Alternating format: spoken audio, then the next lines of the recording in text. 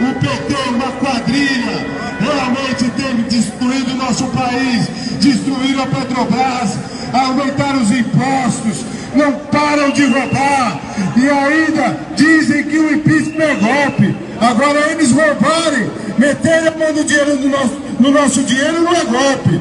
O PT é uma quadrilha que se apoderou do nosso poder, do poder do nosso país, está destruindo dia após dia e quer implantar um sistema comunista no nosso país. Gente, pegando o gancho aqui do nosso querido Marcelo, é o seguinte: tem lá o Barbudo, foi o maior chefe dos movimentos aí de bandidos prominentes nesse país lá no passado.